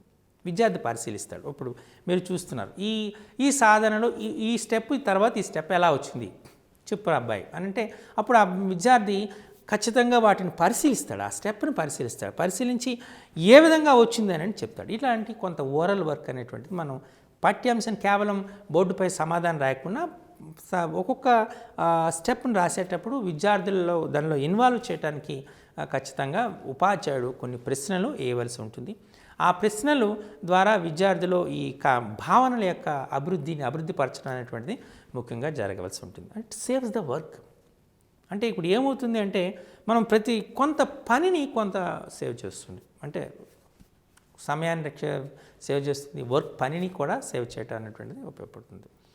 టెస్టింగ్ ప్రీవియస్ నాలెడ్జ్ ముఖ్యంగా ముందు చెప్పినట్టుగా మన యొక్క పూర్వజ్ఞానాన్ని పరిశీలించడానికి, అంటే విద్యార్థికి కావలసినటువంటి ఒక పాఠ్యాంశాన్ని నేర్చుకోవడానికి కావలసిన పూర్వజ్ఞానం ఉందా లేదా అని పరిశీలించడానికి ఈ ఓరల్ వర్క్ అనేటువంటిది చాలా అవసరం. అందుకే పీరియడ్ ప్రణాళికలో మనం చెప్పేటప్పుడు ముందుగా గుడ్ మార్నింగ్ చిల్డ్రన్ అని విష్ చేయాలని చెప్తాం. అంటే ముందుగా గ్రీటింగ్స్ ఇవ్వాలి అనేటువంటి చెప్తాం. తర్వాత విద్యార్థికి కొన్ని మౌఖిక ప్రశ్నల ద్వారా విద్యార్థి యొక్క పూర్వజ్ఞానాన్ని పరిశీలించాలి అని చెప్తున్నాను. అంటే ఇక్కడ మీరు చూసారా, ఖచ్చితంగా ప్రతి పాఠ్యాంశ బోధనలో ఈ ఓరల్ వర్క్ అనేటువంటిది ఒక పార్ట్ అవుతుంది. ముఖ్యంగా పిల్లలకి చాలా వరకు మోటివేషన్ కావాలి, విద్యార్థులకు ముఖ్యంగా మోటివేషన్ కావాలి. విద్యార్థి ఈ అభ్యసన ప్రక్రియలో పాలు పంచుకునేటట్టుగా చేయాలి. అంటే యాక్టివ్ చేయాలంటే విద్యార్థికి ప్రశ్నల సమాధానం చెప్పిన వారికి ప్రశంసించాలి.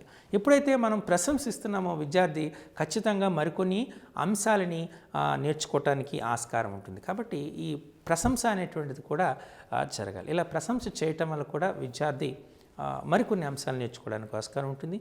అలాగే విద్యార్థికి ఉన్నటువంటి గణితం పట్ల మక్కువ పెరుగుతూ ఉంటుంది. అలాగే తనకు తానుగానే నమ్మకం కలుగుతుంది. నేను ఈ సమాధానం చెప్పగలుగుతున్నాను అంటే నాకు గణితం వచ్చు అనేటువంటి చెప్పడానికి ఆస్కారం ఉంటుంది. మెయింటైన్స్ హెల్తీ కాంపిటీషన్, పోటీ ఏర్పడుతుంది. ఒక ఆరోగ్యపూరితమైనటువంటి పోటీ అనేటువంటిది నెలకొంటుంది. నేను చెప్తాను సార్ అంటే విద్యార్థి పోటీ పడి సమాధానాన్ని చెప్పడానికి ప్రయత్నం చేస్తూ ఉంటాడు. ఎక్కువ సమాధానం నేనే చెప్పాలి లేదా ముందుగానే నేనే చెప్పాలి అనేటువంటి విద్యార్థుల్లో ఒక రకమైన ఆరోగ్యకరమైనటువంటి పోటీ వాతావరణం ఎప్పుడైతే పెరుగుతుందో తద్వారా విద్యార్థులు అనేటువంటి వారు సులభంగా క్లాస్ రూమ్లో చాలా ఆహ్లాదపూరితమైనటువంటి, స్నేహపూరితమైనటువంటి, ఆనందదాయకమైనటువంటి అభ్యసనమైనటువంటి జరగడానికి ఆస్కారం ఉంటుంది. దిస్ ఓరల్ వర్క్ అనేటువంటిది మీరు చూస్తున్నారు, ఇది చాలా అవసరం ఉంటుంది. పాఠ్యాంశ బోధనకు ముందు, పాఠ్యాంశ బోధన తర్వాత ఈ ఓరల్ వర్క్ అనేటువంటి చాలా ఇంపార్టెంట్ రోల్ పాటిస్తుంది. కాబట్టి ఇది ఒక నిత్యం, అంటే మనం ప్రతి పాఠ్యాంశ బోధనలో ఈ ఓరల్ వర్క్స్ అనేటువంటివి మనం చేయడానికి ఆస్కారం ఉంటుంది. ఈ బోధనా పద్ధతిని మనం ఉపయోగిస్తున్నాం. ముఖ్యంగా ప్రాథమిక స్థాయిలో ఎక్కువగా ఉపయోగపడుతుంది. నెక్స్ట్ రిటర్న్ వర్క్, రాత పనులు. ఇది కూడా ఒక బోధనా పద్ధతి. అంటే మనం విద్యార్థికి ఒక పాఠ్యాంశం నేర్చుకున్నాడు, మీరు ఏమి నేర్చుకున్నారు రాయండి, లేదా నేర్చుకున్న అంశాలను గురించి రాయండి. అంటే విద్యార్థి తను నేర్చుకున్న అంశాలని గణిత పరిభాషలో వ్యక్తపరుస్తాడు. చాలా ఉపయోగదాయకమైన తను నేర్చుకున్న అంశాలని రాస్తాడు. అంటే అతను రాత పని ద్వారా మనం విద్యార్థి ఆ అంశాన్ని ఎంతవరకు నేర్చుకున్నాడు అనేటువంటిది విశ్లేషణ చేయడానికి చాలా ఉపయోగపడుతుంది. ఇది చాలా ఉపయోగకరం. అలాగే మనం ప్రాజెక్ట్స్ చేస్తున్నాం. ఇప్పుడు ప్రాజెక్ట్ అనగానే మీకు గుర్తొచ్చేది ఏంటి అంటే 5 అంశాలు ఉంటాయి. మీకు ప్రాజెక్ట్కి మనము ఉద్దేశాన్ని ఇవ్వాలి. ఏ ఉద్దేశంతో మనం ప్రాజెక్ట్ ఇచ్చాం, విద్యార్థి దాన్ని సేకరించవలసిన సమాచారాన్ని తెలియజేయాలి, అంటే రా మెటీరియల్. ఆ తర్వాత ఆ అంశాన్ని విశ్లేషణ చేయాలి. విశ్లేషణ చేసిన తర్వాత పట్టికీకరణ కానీ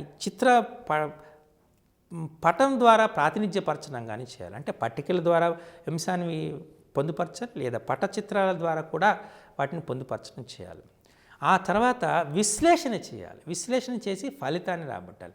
ఈ ఫలితాన్ని అంతటినీ కూడా, ఈ అంశాన్ని అంతటినీ కూడా ఒక పేపర్ ప్రజెంటేషన్ చేయవలసి ఉంటుంది. అంటే మీరు చూసారా, ఈ ప్రాజెక్ట్స్లో ఈ రిటర్న్ వర్క్స్ అనేటువంటిది చాలా ఇంపార్టెంట్ రోల్ అనేటువంటిది ప్లే చేయడం ఆస్కారం ఉంటుంది. అలాగే ఈ ప్రయోగశాల కృత్యాలు, విద్యార్థికి ఒక ఉద్దేశం ఇవ్వబడుతుంది. ఆ ఇచ్చినటువంటి ఉద్దేశం ఆధారంగా విద్యార్థి అనేటువంటిది ఆ ప్రయోగశాల కృత్యాన్ని చేయవలసి ఉంటుంది.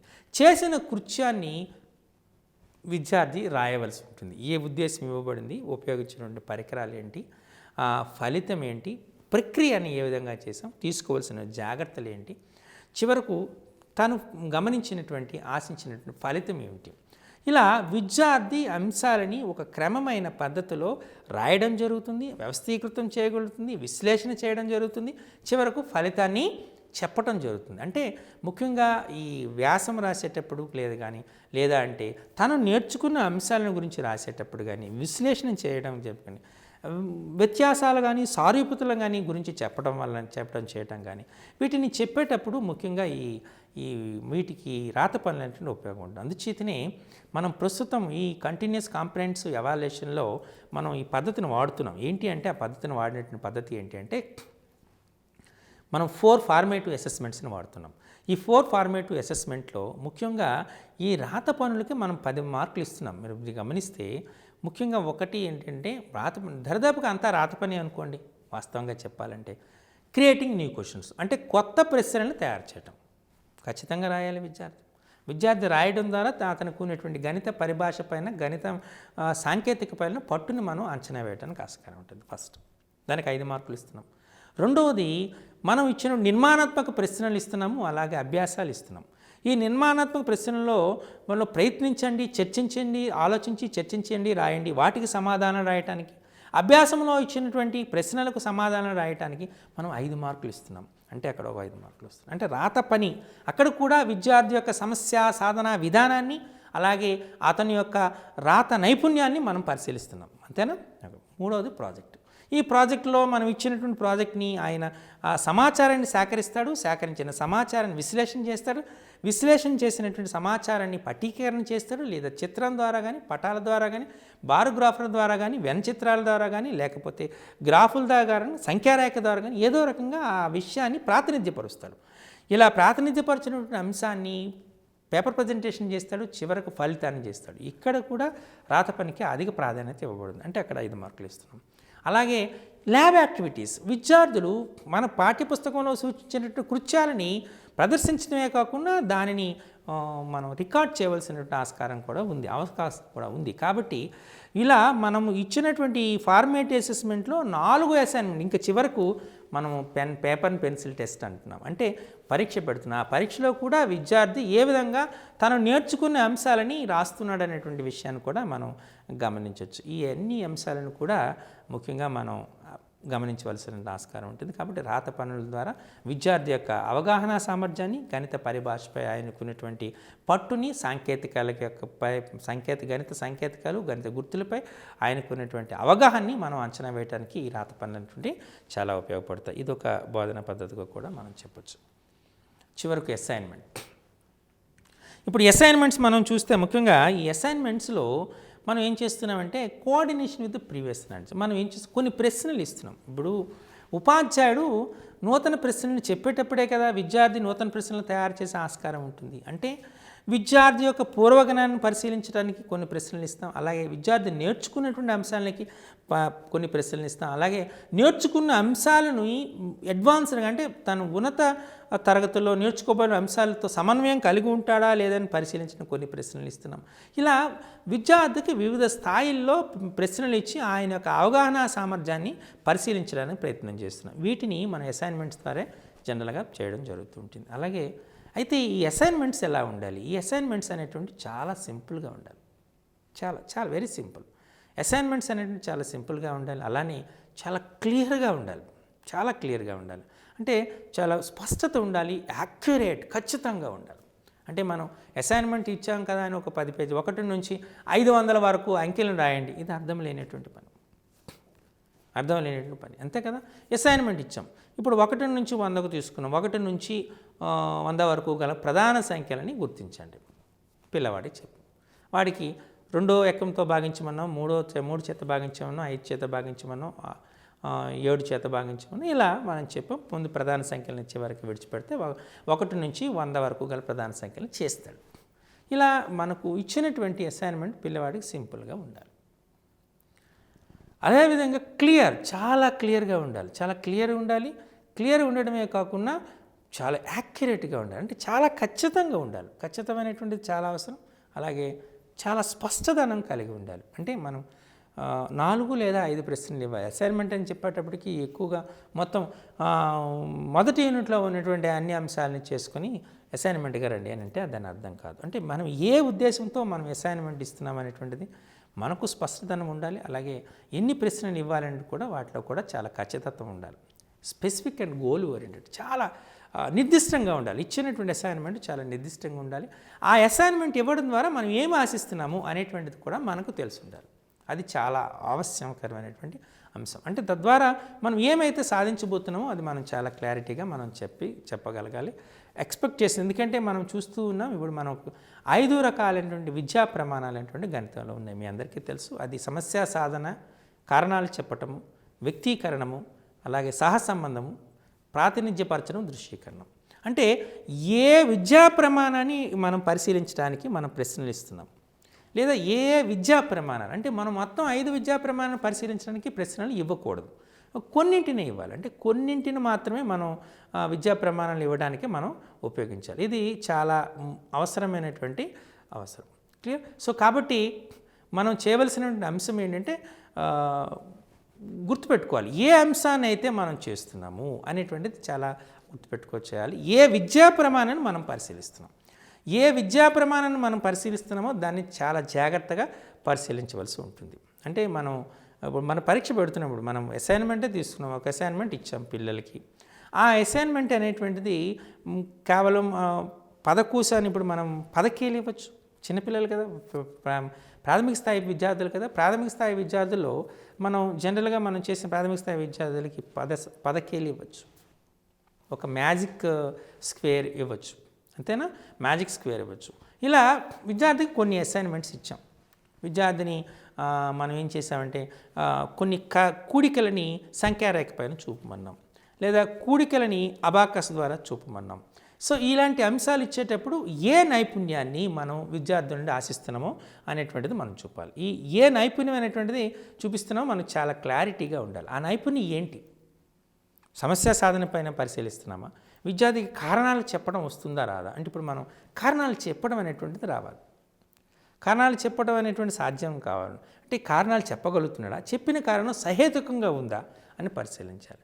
గణిత పరిభాషలో వ్యక్తీకరిస్తున్నాడా, అంటే గణిత పరిభాషలో వ్యక్తీకరిస్తున్నాడా అనేటువంటిది కూడా చాలా అవసరం. అంటే ఏ గణిత సాంకేతికాలను ఉపయోగిస్తున్నాడా, గణిత సాంకేతిక ఉపయోగించి పరిశీలన చేస్తూ ఉన్నాడా, ఇటువంటి అంశాలన్నిటి కూడా మనకు చాలా అవసరమైనటువంటి ఉంటుంది కదా. సో మనం నేర్చుకోవాల్సినటువంటి అంశం ఏంటి అంటే విద్యార్థికి మనం ఏదైతే అసైన్మెంట్ ఇస్తున్నామో తద్వారా చేయటం ఉంటుంది.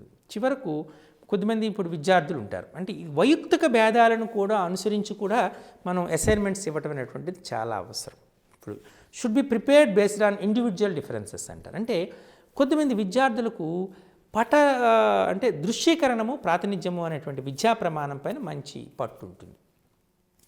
కొన్ని అంశాలని మన పటాల ద్వారా చూపగలుగుతాడు. కాబట్టి అటువంటి అంశాలను ఇస్తే విద్యార్థి చాలా ఆసక్తిదాయకంగా చేస్తాడు. కొంతమంది విద్యార్థులు తార్కికత ఎక్కువగా ఉంటుంది, రీజనింగ్ ఎక్కువగా ఉంటుంది. ఆ రీజనింగ్ ఉండేటప్పుడు అటువంటి ప్రశ్నల్ని విద్యార్థులకి ఇవ్వడం ద్వారా ఆయన ఎక్కువగా చాలా ఆసక్తిదాయకంగా పూర్తి చేయడానికి ఆస్కారం ఉంటుంది. కొంతమంది విద్యార్థులకు వివిధ పద్ధతుల్లో సాధన చేయడం ఇంట్రెస్ట్ ఉంటుంది. అప్పుడు సమస్యా సాధనకు సంబంధించిన ప్రశ్నలు ఇవ్వాలి. అలాగే కొంతమంది విద్యార్థులకు గణిత పరిభాషను అంటే సూత్ర రూపంలో నిరూపించడం, అంటే వారిని గణిత పరిభాషలో గణిత సాంకేతికాలను ఉపయోగించి వ్యక్తపరచడంలో చాలా ఆసక్తిని కలిగి ఉంటారు. కాబట్టి ఇలా ఏ విద్యార్థి ఏ అంశంలో నైపుణ్యత కలిగి ఉంటాడో, సామర్థ్యాన్ని కలిగి ఉంటాడో ఆ అంశాల్లో మనం చెప్పటం అనేటువంటిది చాలా ఉపయుక్తదాయకమైనటువంటి అంశంగా మనం చెప్పచ్చు. ఇది గణిత పరిభాషకు సంబంధించినటువంటి అంశం. ఓకే, మరి కొద్దిమంది వివిధ సంబంధం అంటే గణితము మిగతా అంశాలతో సంబంధం కలిగి ఉంటుందని మీకు ముందు చెప్పాను. గణితం భౌతిక శాస్త్రంతో సంబంధం కలిగి ఉంటుంది, గణితం రసాయనిక శాస్త్రంతో సంబంధం కలిగి ఉంటుంది, గణితము వైద్య శాస్త్రంతో సంబంధాన్ని కలిగి ఉంటుంది, గణితము ఈ కంప్యూటర్స్తో సంబంధాన్ని కలిగి. కంప్యూటర్స్ అన్నాం, కంప్యూటర్స్ అనేవి చెప్పగానే మనకి ఒక కంప్యూటర్ మనం అంతెందుకు మనం సెల్ ఫోన్స్ని కొనాలనుకోండి, దానికి యొక్క మెమరీ పవర్ ఎంత, మెమరీ కార్డు తీసుకుంటాం కదా, ఇది 8 GB అంటారు, అంతేనా, 8 GB 10 GB 16 GB ఇలా చెప్తూ ఉంటారు. ఇలా 16 GB అంటే GB గిగాబైట్స్, బైట్స్, బైట్ అంటే 8 బిట్స్ కలిపితే ఒక బైట్ అవుతుంది. బిట్ అంటే బైనరీ డిజిట్ అంట. బైనరీ డిజిట్ ఏంటి, 0 1. ద్విసంఖ్యామానం అంటే ఇప్పుడు మీరు ద్విసంఖ్యామానం నేర్చుకోవటం వల్ల కంప్యూటర్కి సంబంధించిన జ్ఞానాన్ని పై తరగతిలో నేర్చుకుంటారు. కాబట్టి కంప్యూటర్ పైన ఆసక్తి ఉన్నవాడికి బైనరీ సిస్టమ్ పైన కొన్ని సమస్యలను ఇచ్చామనుకోండి, విద్యార్థి వాటిని చాలా ఆసక్తిదాయకంగా చేయడానికి ప్రయత్నం చేస్తాడు. అంతేనా? అలాగే కొద్దిమందికి ఈ ఎకనామిక్స్ అంటే చాలా ఎక్కువ ఇష్టం, ఈ అనేది బాగా ఇష్టం. వ్యాపార గణితం పైన ప్రశ్నలు ఇవ్వాలి, లాభము నష్టము, లాభశాతము నష్టశాతము, చక్రవడ్డీ, బారువడ్డీ, ఇటువంటి అంశాలపైన ఇస్తే విద్యార్థి చాలా సులభం. అంటే విద్యార్థి యొక్క ఆసక్తిని మనం గమనించాలి, విద్యార్థి యొక్క నైపుణ్యాన్ని గమనించాలి, విద్యార్థి యొక్క సామర్థ్యాన్ని గుర్తెరగాలి, అలాగే పాఠ్యాంశానికి కొన్ని ప్రాధాన్యతను గుర్తెరిగి వీటిపైన మనం అసైన్మెంట్స్ అనేటువంటిది తయారు చేయాలి. అసైన్మెంట్ ఎప్పుడు కూడా చాలా సింపుల్గా ఉండాలి. ఎప్పుడైతే అసైన్మెంట్ అనేది సింపుల్గా ఉంటుందో ఖచ్చితంగా ఆ అసైన్మెంట్స్ విద్యార్థి నేర్చుకునేటువంటి ఆస్కారం ఉంటుంది. కాబట్టి ఈ అంశాలన్నింటినీ కూడా మనం దృష్టిలో పెట్టుకోవాలి. తద్వారా విద్యార్థి ఎక్కువ అంశాలని నేర్చుకునేటట్టు మనం సహకరించాలి. ఇది మనం చాలా గుర్తుపెట్టుకోవాలి. సో మనం రకరకాలైన బోధనా పద్ధతులు ఉన్నాయి, మీరు చూశారు. ఉపన్యాస పద్ధతి, ఉపన్యాస ప్రదర్శన పద్ధతి, అలాగే ఆగమన పద్ధతి, నిగమన పద్ధతి, అలానే మనం విశ్లేషణ పద్ధతి, సంశ్లేషణ పద్ధతి, ఇలా మనం హ్యూరిస్టిక్ పద్ధతి, ఇలా రకరకాలైనటువంటి పద్ధతుల్ని మనం నేర్చుకున్నాం. ఎప్పుడైతే ఇవి మొదటి శీర్షికలో నేర్చుకున్నాం, ఈ పద్ధతుల్లో మనకు ఇది ఉత్కృష్టమైనటువంటి కానిది అనేటువంటిది మనం చెప్పలేదు. మనం చెప్పినది ఏంటి? ఉత్కృష్టం కానిది అని చెప్పలేదు. ఇక నేర్చుకున్నాం ఏ సందర్భంలో ఏ పద్ధతిని మనం ఉపయోగించాలి, అది చాలా ఆ వివేచన అనేది చాలా అవసరం. లెక్చర్ డిమాన్స్ట్రేషన్ మెథడ్, మనం ఏ సందర్భంలో లెక్చర్ డిమాన్స్ట్రేషన్ మెథడ్ ఉపయోగించాలనేటువంటిది మనం చూసాం. ఏ సందర్భంలో లెక్చర్ డిమాన్స్ట్రేషన్ మెథడ్ ఉపయోగించాలి మనం చూస్తే, మనం ఏ సందర్భంలో ఉపయోగించాలి అని మనం అనుకున్నాం అనుకోండి. ఏ సందర్భంలో ఉపయోగించాలి? విద్యార్థి సులభంగా మెథడ్స్ని చేసేటటువంటిది, అంటే కొన్ని అంశాలని ఏదైతే ప్రదర్శనకు ఆస్కారం ఎక్కువగా ఉంటుందో, ఉపన్యాసానికి కూడా ఆస్కారం ఎక్కువ ఉంటుందో ఆ సందర్భంలో చేయాలి. ఇండక్షన్ మెథడ్ మనకు ఆగమన పద్ధతి తీసుకున్నాం. మరి ఆగమన పద్ధతి ఎప్పుడు వాడుతున్నాము అంటే కొన్ని క్రమాలను పరిశీలించి సామాన్యీకరణం చేయాలనుకున్నప్పుడు, ఎప్పుడైతే సామాన్యీకరణం చేయాలనుకుంటున్నామో ఆ సామాన్యీకరణం చేయవలసిన సందర్భంలో మనం ఈ ఆగమన పద్ధతి వాడాలి. మరి నిగమన పద్ధతి ఏంటనుకున్నాం, అది సూత్రాలపైన ఎక్కువగా ఆధారపడి సమస్య సాధన చేయవలసి వచ్చింది అనుకోండి, అప్పుడు నిగమన పద్ధతి వాడుతున్నాం. అంతేనా? అలాగే పెద్ద అంశాన్ని చిన్న చిన్న అంశాలుగా వర్గీకరణ చేసి వాటి మధ్య సంబంధాన్ని గుర్తెరిగి చేయటాన్ని మనం విశ్లేషణ పద్ధతి అంటున్నాం. అలాగే మనం చిన్న చిన్న అంశాలని కలిపి మనం ఒక్కొక్క అంశముగా పెద్ద అంశంగా చేయటం, అంటే మనం పాఠ్యపుస్తక రచన, గ్రంథ రచన చేసేటప్పుడు ఉపయోగించే పద్ధతిని మనం సంశ్లేషణ పద్ధతి అన్నాం. అలాగే అన్వేషణ పద్ధతి, సమస్య యొక్క సాధనని అన్వేషించి విద్యార్థి కనుక్కోవడం ద్వారా చేయడానికి అన్వేషణ పద్ధతి. ఇవన్నీ కూడా శాస్త్రీయ పద్ధతులే. ఏ అంశానికి ఏ పద్ధతిలో మనం ఉపయోగించాలనే వివేచనలాగా కావాలి. అలాగే మనం మాట్లాడుతున్నట్టు ఓరల్ మెథడ్ మనం చెప్పుకున్నాం. ఓరల్ మెథడ్ మౌఖిక పద్ధతి, అలాగే రిటర్న్ వర్క్స్, రాత పనులు, అసైన్మెంట్స్, ఇలా రకరకాలైనటువంటి పద్ధతుల్ని మనం వాడుతున్నాం. ముఖ్యంగా ఈ పద్ధతులు చివర మనం ఈ శీర్షికలో నేర్చుకున్నటువంటి ఈ పద్ధతులు ఏవైతే ఉన్నాయో, ఓరల్ పద్ధతులు కానీ, అసైన్మెంట్స్ కానీ, డ్రిల్ వర్క్ అంటే పునశ్చరణ చేయటం, మీకు చాలా వరకు క్లియర్గా చెప్పినాం. ఓరల్ వర్క్ ఇప్పుడు మేము చెప్తున్న అంశాల్లో చాలా క్లారిటీగా, అందుకోసమే చాలా ఎక్కువగా మనం ప్రయత్నం చేయడం జరిగింది. ఏంటంటే మనం ఓరల్ వర్క్స్ ఎప్పుడు స్టార్ట్ చేస్తామంటే మనం పాఠ్యాంశాన్ని మనం ఎప్పుడైతే ప్రారంభిస్తున్నామో అప్పుడు ఓరల్ వర్క్స్ ఉండాలి. అలాగే పాఠ్యాంశాన్ని ముగించేటప్పుడు కూడా ఈ ఓరల్ వర్క్స్ అనేటువంటిది చాలా అవసరం. సో ఇది చాలా ఇంపార్టెంట్. అంటే మనం పునశ్చరణ చేయాలి. పునశ్చరణ చేసి నేర్చుకున్న అంశాన్ని పునశ్చరణ చేసేటప్పుడు, అలాగే ఎంతవరకు ఏ స్థాయిలో ఏ బోధనా పద్ధతిలో ఏ బోధనా వ్యూహాన్ని ఉపయోగించి ఏ బోధనాపకరణ సామగ్రిని ఉపయోగించి మనం పాఠ్యాంశం చెప్పాలంటే నిర్ణయంకు రావాలంటే విద్యార్థుల యొక్క పూర్వజ్ఞానం మనకు తెలియాలి. పూర్వజ్ఞానం ఎలా పరిశీలిస్తాము? మనకు దానికి పూర్వజ్ఞానానికి సంబంధించిన ప్రశ్నలను అడగడం ద్వారా విద్యార్థికి మనం ఆ అంశాలను బోధన చేయడం. కాబట్టి ఓరల్ వర్క్ అనేటువంటిది ఖచ్చితంగా మీరు చూస్తున్నట్టు పాఠ్యాంశ బోధన ప్రారంభానికి ముందు, పాఠ్యాంశ బోధన తర్వాత ఖచ్చితంగా ఓరల్ వర్క్స్ అనేటువంటిది ఉపయోగించాలి. ఇందులో ప్రశ్న అయితే మనకు ఖచ్చితంగా ఎక్కువగా వస్తుంటుంది. మనం పూర్వజ్ఞానాన్ని పరిశీలించడానికి ఏ పద్ధతిని వాడతాం అంటే ఖచ్చితంగా మౌఖిక పని అని చేస్తాం. పాఠ్యాంశ బోధనకు, పాఠ్యాంశ బోధన తర్వాత ఏ పద్ధతిని మనం వాడతాం అంటే మౌఖికమైనటువంటి పని. విద్యార్థుల్లో ఆరోగ్యపూర్వకమైనటువంటి కాంపిటీషన్ని అంటే పోటీతత్వాన్ని పెంపొందించడానికి ఏ పద్ధతిని వాడతాం అంటే మనకు మౌఖిక పని. ఇలా మనం ప్రశ్నల్ని వేసేటువంటి ఆస్కారం ఎక్కువగా ఉంటుంది. మరి అలాగే విద్యార్థుల్లో ఉన్నటువంటి రాత నైపుణ్యాలని పెంపొందించడానికి అంటే మనం రాత పనులు. ఇప్పుడు మీ రాత పనులకు సంబంధించింది ఏంటి అంటే ఎస్ఏఎస్ రాయమని చెప్పడం, భావనలు రాయమని చెప్పడం, ప్రాజెక్ట్స్ని చేయమని చెప్పడం, ప్రయోగశాల కృత్యాలని చేయమని చెప్పడం, ఇలా వీటన్నిటికి కూడా ఈ రిటర్న్ వర్క్స్ని వాడుతున్నామనేటువంటి గుర్తు అనేటువంటి మనకు తెలియాలి. అలాగే మనకు మీరు చూస్తే ఇంతకు ఇప్పుడు డ్రిల్ మెథడ్ చూస్తున్నాం. అంటే విద్యార్థులలో మనం కొన్ని వల్లే వేయవలసి వస్తాయి. అంటే సూత్రాలని నేర్చుకోవటానికి, టేబుల్స్ని నేర్చుకోవటానికి, గణిత సాంకేతికాలను నేర్చుకోవడానికి, ఆ సాంకేతికాల యొక్క అర్థాలను నేర్చుకోవటానికి, ఇలా నిర్వచనాలు నేర్చుకోవటానికి, వీటన్నిటినీ నేర్చుకోవటానికి మనం ఉపయోగించేటటువంటి డ్రిల్ మెథడ్ని ఉపయోగిస్తున్నాం. సో ఈ రకంగా మనం అనేక పద్ధతుల్ని సుమారు 14 పద్ధతులు మనం ఇప్పుడు డిస్కస్ చేసాం. మీరు ఖచ్చితంగా ఏ పద్ధతిని ఏ అంశాన్ని బోధించడానికి అనేటువంటిది నిర్ణయించి ఆ పద్ధతిని ఉపయోగించి ఆహ్లాదపూర్వకమైనటువంటి పాఠ్యాంశాన్ని మనం బోధన చేసేటట్టుగా ఉండాలి. కాబట్టి మీరు కాబోతున్న ఉపాధ్యాయులారా, ఇది కేవలం మీ ఉపాధ్యాయ వృత్తినిలో కోసం జరిగే పరీక్షల్లో విజయం సాధించడమే కాకుండా ఖచ్చితంగా మీరు ఈ మంచి పద్ధతిని ఏ పద్ధతిని మీరు ఎన్నుకొని మంచి ఉత్తమ ఉపాధ్యాయులుగా అవుతారని ఆశిస్తూ సెలవు.